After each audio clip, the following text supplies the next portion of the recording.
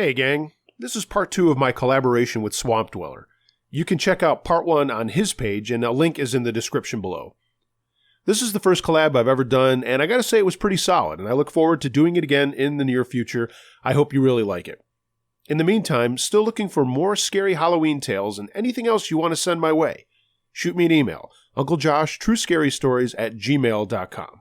Now, sit back and let's begin.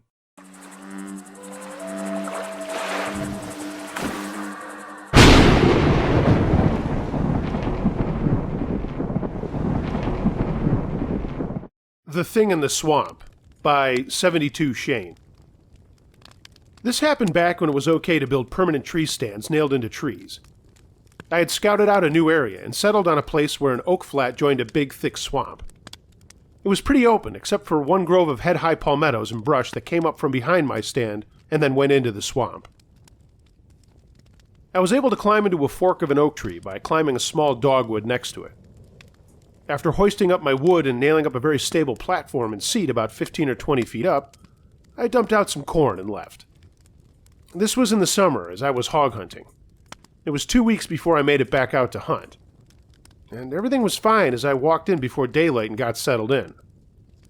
I noticed the corn was gone and lots of fresh hog sign that I could see by my small light. After everything got quieted down, as I sat in the dark, I kept having that feeling of being watched. Now, I've hunted, camped, and grew up in the woods, and I am completely at home day or night in the darkest and deepest of swamps, and I never felt this way before. I wasn't scared because I didn't know how to be scared. I just couldn't put my finger on what it was. The feeling never changed, but I couldn't get used to it. I was just on edge, I guess. I never saw or heard any animals that morning that I can remember, till I was climbing down in about mid-morning. I had lowered my rifle and was in the process of slithering from the oak to the little dogwood when I saw something out of the corner of my eye about the same time I heard it. I heard a crash and just barely caught sight of something running through the palmettos parallel to me. Now I say barely because it looked like a huge brown dog, like man-high. Honestly, I thought, buffalo. How crazy is that? It crashed through the thicket and I heard it hit water. It sounded like a herd of hogs plowing through. I wrote it off as a deer that jumped, and me just glimpsing it made it look different.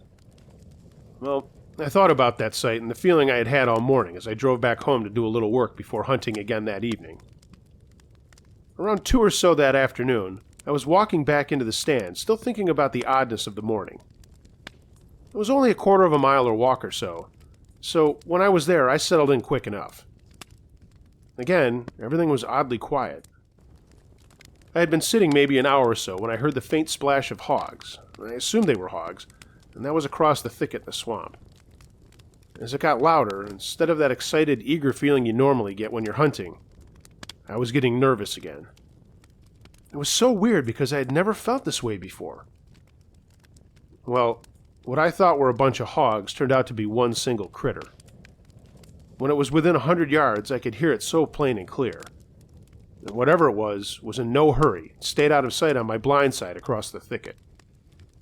I had scouted all this out, and I knew the water that it was in was waist deep on me, and this thing was picking its feet or legs clear of the water as it walked. I could hear the splash and drips and splash and splash and drip, drip, drip, splash, as it put one foot in front of the other, real slow, like it was trying to be quiet. I thought maybe it's another person, till I thought about how deep that water was. I would never point a gun at a noise or anything I wasn't planning to kill, but as that noise got louder and got to the edge of the thicket, I'm telling you, I was looking down the barrel. Still unsafe and finger off the trigger, but still, you gotta know me to know how serious this must have been. I was actually shaking at this point. Well, it got to the edge of the water with about 40 yards of thicket before the open ground between us. It crashed about 10 or 15 yards and then went quiet. Deathly quiet. No sounds. No frogs, no crickets, no birds, no nothing. I might have imagined it, but I thought I could hear something every now and then, like it was slipping in on me. It was getting dark by then, and to say I was shaken would be an understatement. I never saw or heard anything else that evening, but I walked out backwards right before dark. I was so put off by everything, I had forgotten my bag hanging on a nail in the stand. I realized it when I was driving home. I told my grandfather about it that night, and of course he made fun of me. And if all of that wasn't bad enough, here's the crazy part most folks don't believe. It was 2 days later before I got the nerve up to go back after my bag. I brought a shotgun this time as I felt more secure with it, though I doubt I could have hit anything at this point. It was an old rabbit ear, and I kept my thumb on the hammer the whole walk in. And of course, I went in midday. I kept my eyes peeled as I slipped in towards my stand. Like I said, it was pretty open except the thicket, which would be on the other side of my stand for where I was coming in. I got about 35 yards or so from my stand and looked up. My stand was gone. I don't remember seeing it piled on the ground below, but it was not in the tree. I could see white all around where it was, like the bark had been scratched and clawed all to hell. My bag was still hanging on that nail. I turned around and never looked back, and to this day I have not been back to that swamp. A few years after my incident, the area was all clear-cut. Part of the swamp was filled in, and there are houses there now. I've told a few people about this, but I usually have to have a few drinks to actually get to talk about it. Kind of like now as I type this. Only one person has believed me, but he won't tell me why. He also hunted that general area, and I think he might have had a run-in with the same thing that I did. Not really asking anyone to believe this. Just thought I would tell it.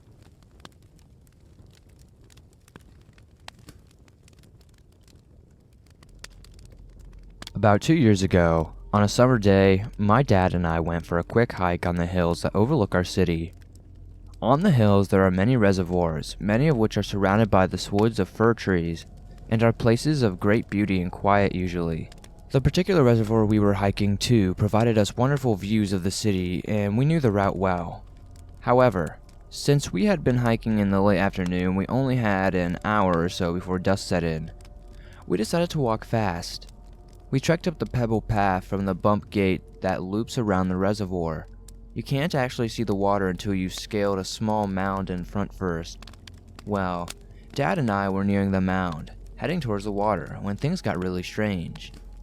This man, probably in his 20s, was running barefooted and shirtless along the mound from one side to the other, back and forth, over and over again. Huh, I thought, that's odd. Yes, it was summer, but where I live, summer is not a guarantee of warmth. So, even though it was August, there was still a sharp chill in the air. Plus, we were quite a few feet up to the rush of winds, and have made it too cold to run half naked like this. Maybe he was doing it all for a thrill, or maybe he was hammered. We didn't stay long enough to find out. As we approached the water, a good distance from the odd runner, we could see the remnants of a fire ahead of some fir trees. Then ashes, sands were littered in strips of burnt foil, and realized there must have been some drug use here. We thought that might explain our runner friend over there. The man was utterly oblivious to us, so we passed by, and he seemed harmless enough. But when we were behind the woods, climbing over the rocky pathway, we saw another man, stumbling and blinking like a drunk. His clothes were filthy. His general appearance was unkempt. He looked rough, and he'd probably been sleeping that way too. Perhaps he'd even been camping on the hills. I was a little uncertain, to be honest. This man stank of alcohol, seemed to be doused in stuff, and he was grumbling to himself as he lumbered by. I worried that he was drunk enough to give us a hassle, perhaps even follow us about. He looked at me oddly, in a way that made me extremely uncomfortable, and I just wanted him to get away from me. Thankfully, he passed us slowly without any issue. I started to breathe normally again, but I was still on high alert. When we came around the reservoir through another bump gate, we noticed that the runner was gone. I didn't understand this, as I'd only seen him 5 minutes ago or so I looked around and tried to spot the man himself or his clothes, as I was curious about him. He'd been acting really weird, like he was completely out of it. So I was peering through trees, trying to peek over the reservoir mound. I even looked behind me, up onto the hill, in case he had snuck by us and was climbing up and I didn't see him. We were passing through the gap between some trees, and I was looking into the woods to see if I could find the runner between the firs. But then I saw something and stopped. And not just something, but someone. Someone sitting amongst the trees with dark eyes and face. Eyes that glared at me. What the hell? I was close enough to see that the lurker was a man. His clothes were baggy and his hair was long. I couldn't see his face too well, but I could see his mouth open and I stared closely. It was like he was snarling at me, like a vicious animal. I was thinking to myself, what the fuck is he doing in the trees? He was crouching about 50 feet from us, quiet and alone. It occurred to me that he may have been the runner, but I soon realized that it couldn't have been the runner, because the runner returned, jogging along the mound about a minute later. The drunk we had passed had gone in another direction, and I hadn't seen anybody else up there, so it was really creepy to just see this person sitting there, lurking amongst the trees. I tried to pretend that I hadn't seen the creeper in the woods and continued walking. My heart rate was accelerating and my head gathered a cool sweat. The thought of him just watching us made me shiver. At least, my dad was with me. Walking back seemed to take an age and my nerves made it difficult to move. I was tempted to look back round, but I didn't want him to know that I'd seen him, in case he'd panicked and took action. It was getting pretty dark now, and Mr. Lurker about twice as scary, so I wanted to get away from them all the weirdos, even the seemingly harmless ones. Back in the car, I told my dad about the man in the trees. He hadn't seen them. I don't know if my dad truly believed me. Perhaps he felt like I was exaggerating and the supposed malicious intent on the creep's face, but I swear he was scowling and snarling slightly at me. It was freaky. I'd never gone to this part of the hills late again due to this experience. It is truly a beautiful spot and I love going there, but I guess you could say it's pretty dodgy around dusk.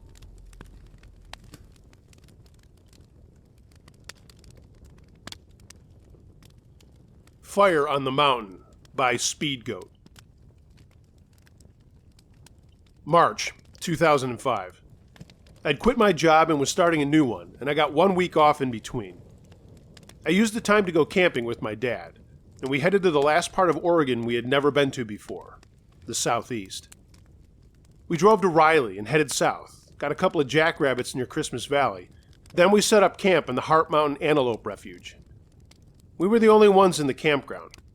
It was still early in the year and the snows had just melted. There was still plenty on the ground. The campground has a hot spring with a pool, and we were both relaxing in the hot water after dark. It was clear blue skies that night, and I was looking up at the stars. Some kind of jet came roaring across the sky really loud. And as I started following it up in the sky, a large round red light appeared directly in front of the jet's path. The red light was so out of place, it surprised me so much that I stood up in the water. As soon as the red light appeared in the path of the jet, it made a sharp 90-degree turn. It almost looked like the jet sped up to get out of there faster. It was quickly out of view. Once the jet turned, the red light disappeared as well. By the time my dad started asking what was wrong, it was all over, and he never even noticed. I sat back in the water trying to explain to myself what I had just seen. I couldn't explain it, so I concocted a story to make myself feel better. It must have been a Top Gun type situation. The jet spotted an enemy fighter, fired a missile, and hit the other plane, which burst into a ball of fire. The pilot of the jet probably radio in, "Splash one, I'm out of here," then turned, hit the afterburners, and was gone. Yeah, I know, pretty unlikely. But if that's what happened, it would explain what I saw. I'm okay with that. I slept well that night and didn't think much more about what I had seen until later in our trip. The next day we broke camp and headed for the Alvar Desert on the other side of Steens Mountain. We drove into Lakeview for gas and propane, and briefly drove into California, then headed further east. The road takes you into northern Nevada for about 30 miles and then back into Oregon. We stopped in Fields, population 6, for some gas and burgers. I noticed inside a picture of a huge mountain lion. The date showed it had been killed locally in just the past few days. When the lady at the register saw me looking, she quickly offered me a piece of the cat. It turns out it was her husband that had shot the lion just last week. I'd gotten my first taste of smoked mountain lion. Fields was an interesting place. From there we headed north into the Alvar Desert. The pavement ended, no phone service, 100 miles from anywhere. The Alvar is a dry salt lake, elevation 4,500 feet. On the west side of it rises Steens Mountain. Between the desert and the mountain, we found another warm spring. So we got in our shorts and found someone was already down there. He looked to be about 70 years old and had the darkest tan I'd ever seen. It was obvious he spent a lot of time relaxing by that pool in the sun. The old man apparently didn't get to talk to many people because he kept going on and on and on. Turns out he'd been living alone on the edge of the desert for 10 years since his wife passed away. He told us all sorts of stories about the place, and when I told him I planned to camp up the mountain somewhere that night, he quickly told me that a lot of strange things happen up there, and to stay away. Okay, crazy old man, I thought. Ignoring the old-timer's advice, my dad and I left the gravel road and headed up a dirt 2-track towards the peak of Steens. The road was very rough. We drove carefully for maybe 20 minutes and came to a flat spot that made the most beautiful campsite I had ever been to. From the vantage point, we had the mountain directly behind us and the entire desert was visible, as well as the next mountain range in the distance. It was an unusually warm day for being March, and life couldn't have been better. We put up our tent and drove further up the dirt road to explore. To our great surprise, we spotted a herd of bighorn sheep and were able to sneak up to within maybe 50 yards or so. We took some pictures. Back at camp, it started to get dark. You could see for miles, and the gravel road we had started on was still within view.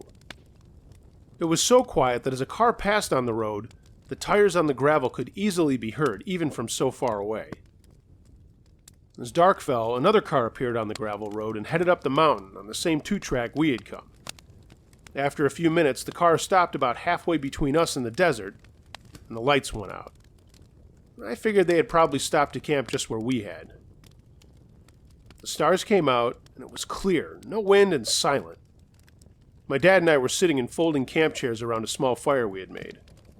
I was still looking down the mountain in the direction of the desert, and the other car that came up when another very bright light appeared near the gravel road. I thought it was just another car driving down the road, and that I was looking at the headlights. The lights had that blue color like the high-definition lights on newer cars. What stuck out, though, was it wasn't a pair of headlights. It was just one. The light was so bright that it quickly caught my father's attention as well. At first, I thought it must be a motorcycle, as it had just one headlight, or maybe it was a car with a burnt-out bulb. The light began to head up the mountain, apparently on the same road we were on, but something was wrong. It had taken us at least 20 minutes to drive up that dirt 2-track, as we weren't able to go more than 5 miles an hour. But whatever this was, it was coming fast. My thoughts went back to the red light I had seen in the sky earlier in the trip. There's no way a car or bike can go that fast on this trail. And there was no noise. Okay, I thought. This has got to be a helicopter flying up the mountain, and they have the spotlight on. But then I thought, how could it be a helicopter when it made no noise? Earlier, I was able to easily hear a car that was miles away. And of course, helicopters are loud. Whatever this was, it was still coming fast and silent. It took maybe 10 seconds for the light to make it halfway up the mountain, and I would estimate that speed is 100 or maybe 150 miles per hour. I mean, it was fast. It was coming directly towards us. My dad broke the silence with, "It saw our fire, and it's coming in right on top of us. Put the fire out." As it got closer, we both stood up. I realized that this wasn't any sort of wheeled vehicle because it was now above us, in the air. I mean, directly overhead. We both stood still, speechless, looking straight up at this blinding blue light. What had first looked like a headlight now filled the sky above us. And then it disappeared. Like a light switch being turned off, it disappeared. We were both stunned and looked at one another. The rest of that night, we tried to figure out what we had just seen. Inevitably, the topic turned to aliens. My dad has a background in ministry, and I asked him what the Bible says about aliens. He just said that it doesn't. One way or another, makes no mention of the subject. I would later find out that that was a pretty loose interpretation, and there was mention of something in the sky in Ezekiel. But then again, there could be or there couldn't be. Before the conversation got to weird, we both decided it was just time for bed. It had been clear and calm, but as we got our sleeping bags ready, a wind started to pick up and clouds rolled in, blocking out the stars. We were in a very exposed area at high elevation, and there was nothing bigger than sagebrush to break the wind. Only minutes later, as we got into the tent, it was howling outside. I got in my sleeping bag, and the tent was rustling and shaking in the wind, making it even louder. With what I had seen earlier and all the racket from the wind, I thought, there's no way I'm going to get a wink of sleep tonight. But somehow, just a couple of minutes later, I was fast asleep. Next, I woke up, and I could see an orange light outside the tent, and hear my dad screaming. I completely freaked out. I had taken my glasses off before falling asleep and could hardly see a thing, but I could see an orange glow coming in through the tent wall. And the wind was so loud that I could barely hear anything, but I could hear my dad yelling, "The fire! The fire's all around us!" After what I had seen earlier, I didn't know what to think. By the time I found my glasses and got out of bed, my dad had rushed outside the tent and I could hear him struggling with something. I ran to the tent door only to see him slapping one of our folding camp chairs that had fallen into the embers of our campfire and had started to burn. I was so mad that he had frightened me so badly over a $5 camp chair. I yelled at him, asking him what the hell he was doing. It was just a stupid chair. "Let it burn," I yelled out. When he realized how absurd it was to struggle with the chair, he just kind of dropped it and left. And he actually had burned his palm on his hand trying to put the fire out. It was obvious that he was just as creeped out as I was from our earlier experience. Suddenly the orange light was gone, and we both got back in our sleeping bags without another word. The wind outside was raging, and it was so loud I was sure I would not get another wink of sleep like I did before, but again, a couple of minutes later, I was fast asleep. Next I woke up because something was covering my mouth, and I was being hit in the back of my head. I was in sheer terror. I was in a mubby bag that I had cinched tight around my neck and head. And the bag was on a folding cot, and it took me a few seconds to realize that the wind had blown the tent down around me, and the tent roof was over my face and sleeping bag. One of the broken tent poles was blowing in the wind and hitting me right in the back of my head. So I got off the cot, got out of the bag, and worked my way towards my dad, who was already gathering his clothes under the far corner of the tent. We got to the door and went outside the tent, and it was like a hurricane going on outside. We both ran to the truck, and I was shivering from fear and cold. I couldn't hold still. The truck was shaking from the wind, pushing it back and forth, and I set the e-brake for fear of the pickup rolling down the hill. And it was freezing. I had left my bag and blanket in the tent, and I was certainly not going to go back for it. I just sat in the truck knowing it couldn't be more than a couple of hours till daybreak, and then we'd be out of there. I was just going to wait until tomorrow morning. And again, I can't explain it, but I was sound asleep in another few minutes. When I woke up, startled by the silence, it was just that. Quiet. I opened the door to the pickup and went outside. And without saying a word, my dad got out too. Outside it was calm and silent, and all the stars were out. Perfectly clear skies. I walked over to the tent and watched it. Together with my dad in amazement, it was now standing upright. The last time we had seen it, the wind had plastered it to the ground. We looked at each other but didn't say a thing. We both got inside the tent and back in our sleeping bags. I fell asleep again in what felt like seconds. And the next thing I knew, I woke up, the sun was shining on my face, and it was a beautiful morning. That was the weirdest night of my life. Everything that happened after I went to bed was just coincidence due to the weather system that rolled through that night, but it sure scared the hell out of me. The tent, upon further inspection that morning, had several broken poles, but once the wind died down, it must have just popped back up on its own. And that's what I tell myself. The burnt camp chair was still in the fire ring where the wind had blown it over. We packed up camp and left in a hurry. I had hoped so much that the other campers we saw drove up the mountain were still there, but they were gone. And the truth is, we have no idea who they were, and I have no idea that they were actually campers. The light we saw must have passed directly over where they had stopped for the night. Not surprisingly, I guess they just packed up and left that morning even faster than we did. But again, I can't say for sure who those people were. That's the story as completely and accurately as I can tell it. The red light I saw the first night, I don't know what that was, but it was far enough away that it didn't bother me too much. The light we saw the next night, I have no idea what that was. I don't believe in aliens, and I refuse to consider that. Area 51 is not too far south of there in Nevada, so who knows? My dad wouldn't talk about that night for at least a year afterwards. He just kind of played it off.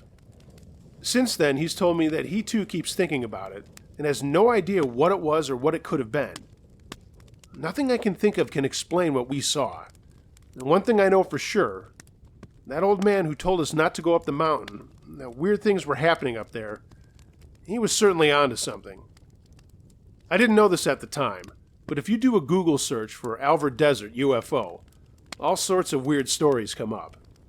I guess I'm not the first one something like that has happened to.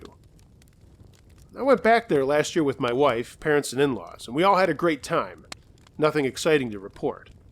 I still think about that night, the lights, that car, March '05, all the time. And I still wonder what was up there.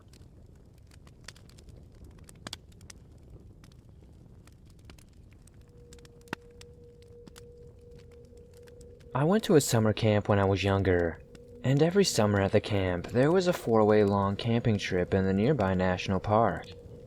I decided to go on it, and our first day we canoed for almost 7 hours into what seemed to be the middle of nowhere. It was a couple hours before dark when we decided to make camp, and we pulled into a tiny bay and disembarked. One of the other kids in our group, there were about 10 of us campers and 4 counselors, immediately decided to head into the woods to collect some firewood, while the rest of us set up the site. Not 2 minutes later, he came sprinting back, shouting that he found a few people in the woods in huts and teepees. I remember laughing along with everyone else. He was sort of a goofy guy, so we thought he was full of shit, until we noticed how serious he still was, so most of us decided to investigate. We slowly made our way through the dense forest, and less than 200 feet from the campsite was a clearing with people milling about. Set up in the clearing were actual teepees, along with a few huts made of branches. At the back of the clearing was a bunch of pickup trucks, and behind them was a dirt track leading away. And not 15 feet in front of us as we emerged from the woods was a huge table with probably 40 people sitting at it. They stopped and stared at us, and we stared back. Then this small, older woman with a feather in her hair stood up. She smiled and offered us some food. Our head trip counselor politely declined, then asked if it was okay if we were camping nearby. She said it wouldn't be a problem, and already the other people were getting back at their huge meal. She sat down and we turned and headed back to the shore of the lake. We were all pretty stunned that we were going to be staying the night a few steps away from a lot of random strangers in the woods. But the counselor said it would be fine and finished setting up the camp. We all turned in pretty early though. Now that I'm even older than those counselors were, I don't think I would have had the balls to stay there through the night. The next morning we got up really early and we were getting ready to leave. Suddenly, a voice called out from the woods. The old woman from the table stepped out and asked if any of us had seen her husband. Now, none of us knew who her husband was or what he looked like, and considering we had interacted with these people for less than a minute, it was pretty weird that she would come over to ask about him. Also, I swear this is total truth, she was holding a huge knife. I remember we were all very still, and one of the counselors said we hadn't seen him. She turned and left, and we hauled ass out of there. It wasn't until we got to the next lake that the counselor in my canoe relaxed and acknowledged and fucked up that had been. As if it wasn't enough, on the last night of the trip, I woke up in the pitch black middle of the night and stepped out of the tent. All 10 of us kids shared to go pee. When I was younger, I woke up to pee a lot, but it was the first time on this particular trip. As I started peeing, I heard rustling and noises, and then a short howl. We were camped on the side of a very narrow inlet and extended far back in the main lake, and in the darkness on the side of the inlet you could see glowing eyes. I have almost never been scared, but I bravely finished peeing and slowly, yes slowly, went back into my tent. I'm not religious at all, but that was one and only time that I felt legitimately prayed for those wolves that they didn't come over the water or around us. Sorry for the length of the story.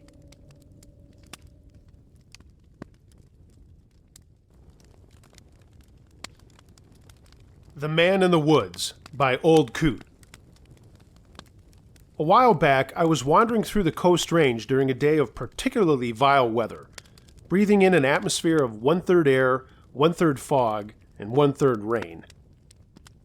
I was following an old wagon road miles from pavement, searching for the elusive truffle. And I had wandered a couple miles from my rig, bucking brambles and blowdowns and other wind throw. My rain suit was like a sauna, and as I struggled up out of a creek bottom, I suddenly climbed into a patch of fog that felt 20 degrees colder than anything I had encountered all day. It was like I was entering in a walk-in freezer. I thought I saw a strange shape ahead, but my glasses were streaming with rain and they were also all fogged up. I didn't have anything dry on me, so I tried to lick my lenses clear of the fog, but that just distorted the lenses and I had trouble seeing what was ahead of me. When I put my glasses back over my ears, I saw what I think is truly the weirdest sight I've ever beheld. I saw this lonely, overgrown, and untended grave out in the middle of nowhere. And then I saw the man standing next to it. For decades, I had heard of these strange hermits who wander alone, guarding the forest, but I always thought it was just a myth. In over 60 years of being in the woods, this is the first one I ever actually saw. There was a green tint to his shaggy beard from algae and moss and lichen growing on it. When the wind swirled in my direction, I got an aroma from him, just like an old boar bear. He seemed impervious to the rainwater that was just streaming from his garb, but the intensity of his glare beat against my chest like a strong wind. He lifted a corner of his mouth and snared like an angry pit bull. I stammered out that I wasn't there to desecrate the grave, and that I respect those who have gone before. And this strange old fellow continued to stare at me for what was probably a minute, but felt like an hour. Then he nodded and lifted one hand. A big swirl of fog blew out from the creek bottom, and a moment later it was gone, and so was he. I ran over to where he was standing, and I couldn't find any tracks. Believe me, I beat Cheeks down the mountain as fast as I could, but the whole way I could feel his penetrating stare on my back. I gotta tell you, I also heard branches crashing and breaking as I know he was pacing me back in the timber. Then I remembered that back in the early 50s, a deer hunter went missing on Cascade Head right where I was. And there was a huge search operation that even involved the local Army Reserve. And the guy was never found, and I have to wonder if this may have been his specter, forever guarding his hunting grounds. It still creeps me out.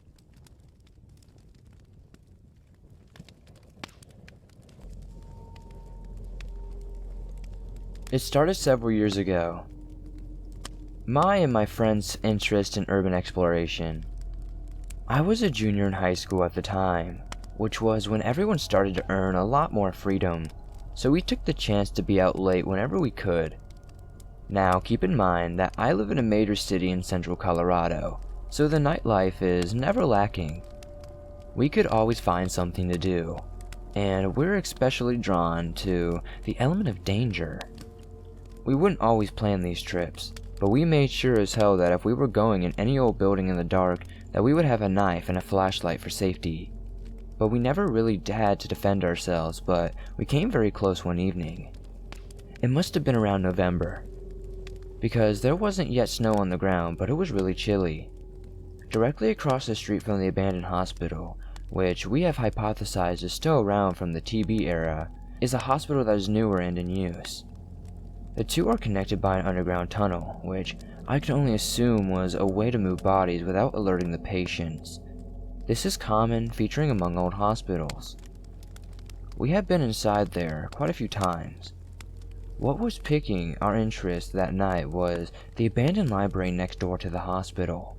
It was connected, but only by exterior walls. To get inside, you could not cut through the hospital, but instead had to hop over a tall wall and climb over a very high fence.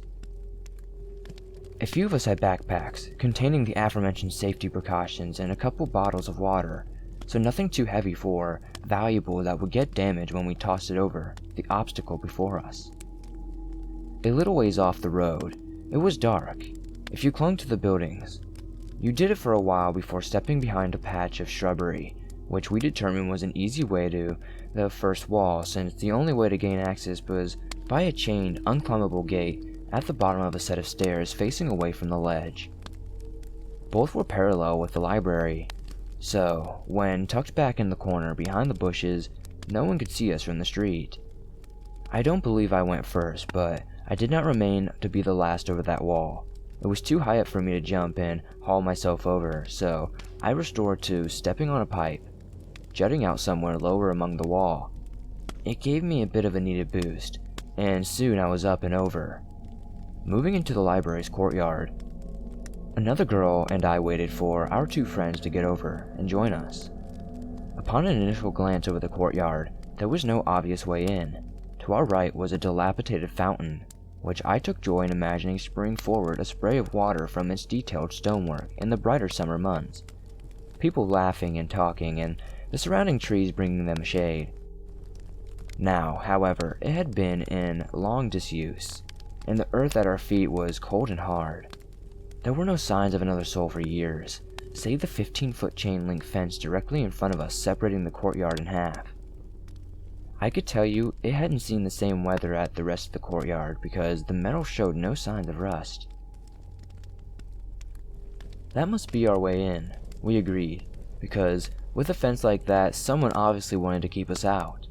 We hurled our bags over the fence, hearing them clank on the ground, and rather silently due to their lightness. I was the third one over, because I have a slight fear of climbing and it took me a bit to mentally prepare myself. I made it to the top of the fence in short time, and then I sat atop of it straddling it with my leg on either side. I was thinking that had to have been one of the scariest things I've ever been done in a while, because I tend to avoid climbing at all costs. Of course, this is an irrational fear, as I've never fallen, but that phobic fear didn't ever compare to what happened next. The last girl's feet hit the ground, and all four of us split up in a smaller half of the courtyard, looking for any kind of entrance. We decided that breaking a window would be too loud and draw unwanted attention. Not to mention, we could really get cut up, so that wasn't an option. Searching for a little longer, we didn't find anything that looked remotely plausible, until we found a gate near the base of where the walls met. I couldn't believe we hadn't noticed it before, and upon closer inspection, the grate was already moved slightly from its resting place, so it would be easy to lift the rest of the way. The smallest and least fearful of our group went first. After moving the grate, there was a small drop down. It was no more than 3 feet down and 2 feet wide, but inside there was another drop down where we could see into the library basement. She hopped down into the small, squared landing, only to almost immediately freeze. We looked among ourselves, wondering what was wrong. "There's a guy down here," she said. "Wait, where?" "I can see his outline," she said. I leaned forward and tried to make out a shape,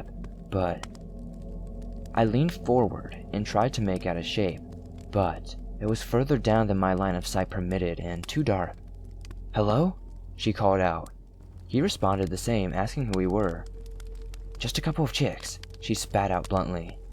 What he said next sent chills down my spine, and it was as if the feel of darkness radiating out of that hole in the ground. All of a sudden, it was very still and quiet, and the darkness had spilled out and weighed all over us. He said, in what I can only describe as a lustful tone, dripping with all intent, "I'm addicted to following the sound of women's voices." My friend looked over at us blankly, but there was nervousness underneath, unease, and something in his voice sounded like it wasn't an empty threat, like he wasn't just saying something creepy to get us to leave. She looked back to where he was, and said lowly, "That's not cool." The man under the dark earth began laughing maniacally, and not in the kind of way a really good actor does, in the way that you could feel his utter insanity hit us like stale air. We looked at each other for what felt like hours in the gloomy courtyard, but I knew it was only a couple of seconds, because we all exchanged without even speaking that we had to get out of there, and now.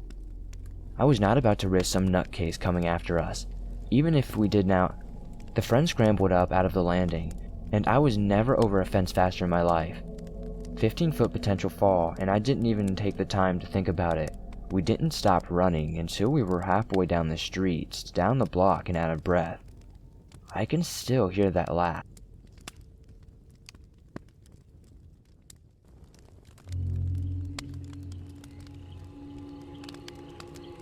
I was camping and hiking in the Okefenokee swamp.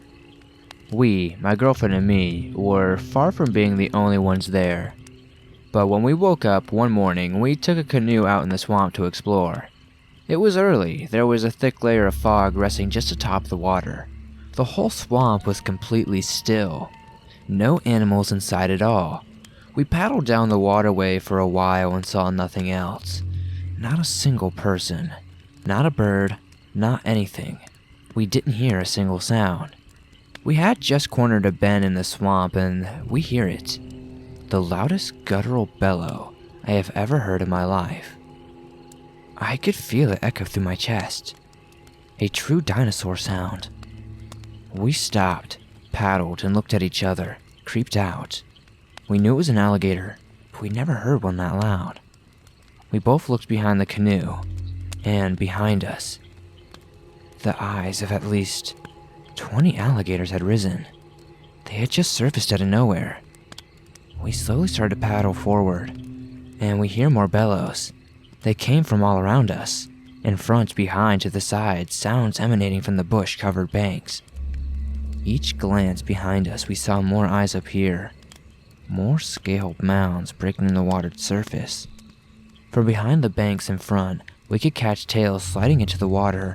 Ripples of these huge reptiles broke the water all around us.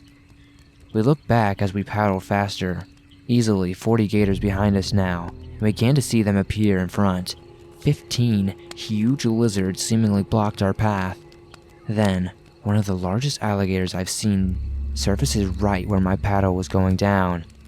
I hit the beast on the top of the head, and the thrash he made was incredible.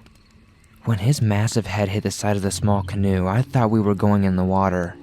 Water came into the canoe and we dipped down. The beast disappeared below the boat, and we held steady.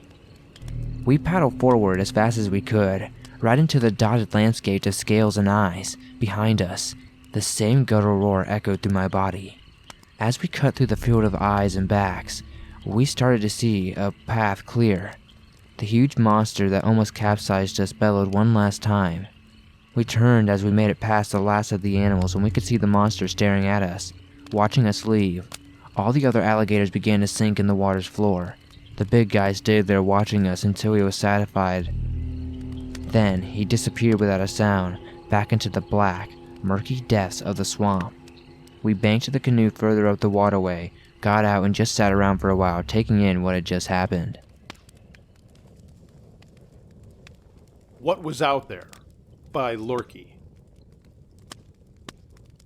Those gut feelings of something being wrong, being watched, or some unseen danger always freak me out. But I did have a strong sense to get the hell out of Dodge one day while sitting by a little river, deciding on whether I would fish or not. I had just gotten my pack off and found a spot to sit when I had that odd feeling of being watched, and it was someone watching me from behind.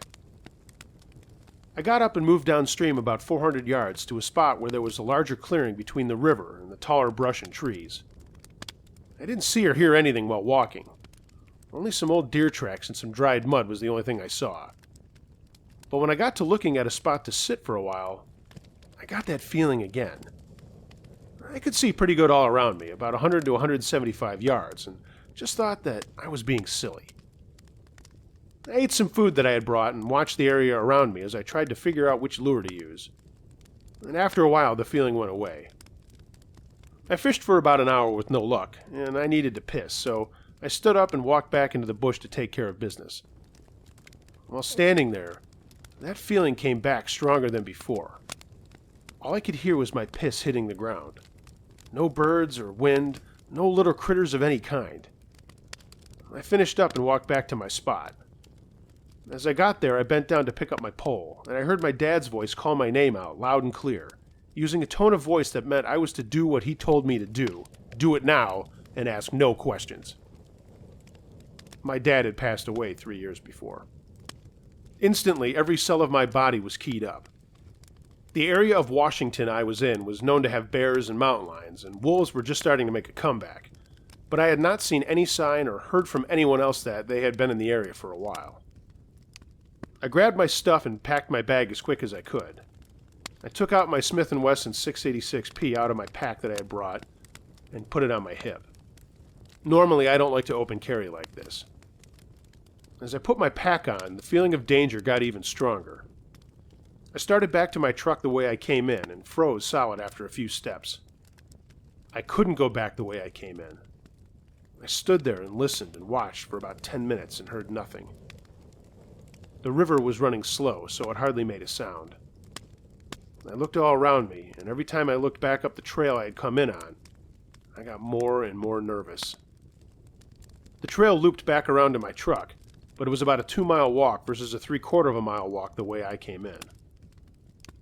So reluctantly, I went the long way back, and when I got to my truck, something had been there and scratched it up pretty good on the driver's side and tailgate. I don't have a clue what it could have been because I was in a designated parking spot that had just been re-graveled. There were scuff marks, but I couldn't find anything that looked like a print from a man or an animal. And that feeling of danger did not go away until I had driven up to the top of the ridge and was just about back onto the pavement. When I did get to the road, there was a game warden and a sheriff deputy parked and talking there. They were kind of blocking the road as I pulled up, and they got out and walked over to my truck to talk with me. The conversation started normally. I told them that I had been fishing with no luck down at the river, so I decided to come back. And then I mentioned my truck had gotten all scratched up while it was parked, and they got quiet, lost their smiles, and looked at one another. They asked what time I had parked and which way I went up or down the river, and if I noticed anything around the parking lot. I said I saw some scuff marks in the gravel, but nothing else. I didn't say anything about the weird feelings I was having. Again, they looked at each other and said, "Okay, have a nice day," and went and moved their trucks off the road. This all happened between about 10 a.m. and 3:30 p.m. in late May of 2005. I never went back as I moved to Spokane at the end of June. I would have just thought I was being paranoid being out there by myself, but the way those two cops acted made everything else feel even stranger. Hell, I would like to go back someday, but if I do go, I'm going to take a buddy along, and maybe more than my 686P. Next time, I'm bringing my shotgun.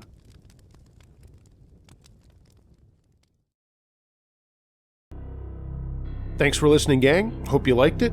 And please like, subscribe, and share and comment if you haven't already done so. And you can follow me on social media too. All of my links are in the description below. Thanks to Swamp Dweller for this collaboration. It was a lot of fun. If you'd like to, give me a tip at my Patreon account. And of course, send me your stories. unclejoshtruescarystories@gmail.com.